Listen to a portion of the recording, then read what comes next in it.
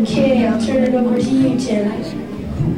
Okay, I did forget one thing before I introduce my friends, the Connors here. Apparently, when they had their 25th anniversary, we set up a little ruse with Roy. Roy took them out to dinner, and then Roy called home, and I was the youngest of the family, the baby, and I will always be the baby. And I was 9 years old at the time, and I said, and Ruby answered the phone and said, "You gotta come home. Tim's hit his head.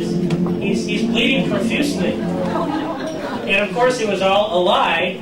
And we had the biggest surprise party for him, and they were completely floored. But so that was just one little tidbit. That was 25 years ago. So, remember that?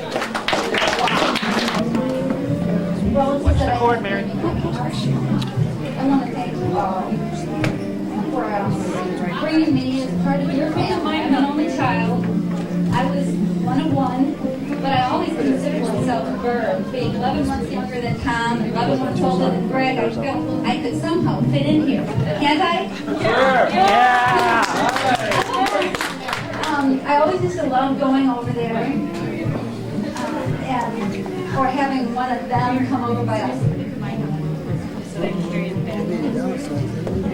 We had the opportunity. My mother was Tim's godmother. My parents were Tim's godparents. And she was very close with Marion and Roy, and we were able to have the opportunity. So they're my pseudo siblings. We had one of the Bergs living with us at one point, always. So, and he lived with us for a while.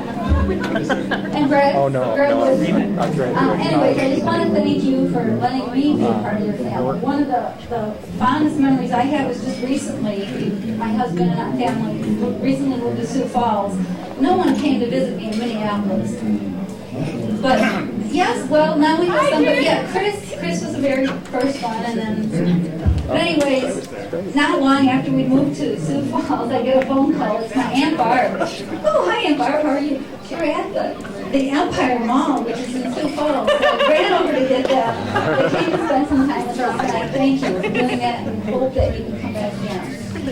Anyways, thank you for everything, and I'm truly blessed to be a part of this family. I've since lost both my in-laws, so my kids are grandparentless, and they would be so honored to have you as grandparents. And I mean, they've got pseudo-grandmas, Aunt Betty, and Aunt Eleanor, and Aunt Verge. Thank you. All right.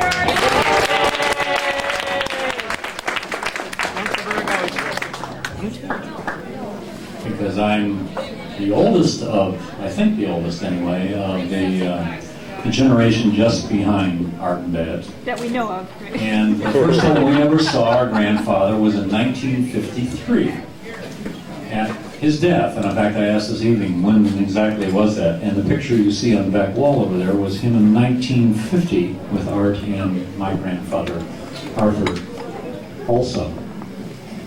And I never had the opportunity, because of some family rifts that were going on during that time, to actually meet my grandfather. I met my great-grandfather, I knew him very well, who died, I believe, about 1959 or 1958. I don't remember exactly when. What I did on that occasion, meet Art and Babs, and I guess the only thing I really have to say is that throughout their lives, it was always accent positive. Accent the positive. And there are, in all lives, there are negatives, but it was always accent positive. And just a super warm relationship that we had, the ping pong marathons, which I won. And there is no doubt. Because my arms were nearly as long as Art's, and as my father would say, he always got beat because his arms were too short.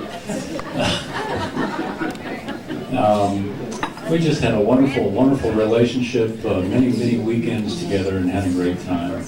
And thank you so very much for being so warm and wonderful throughout my life. It's been wonderful. Thank you.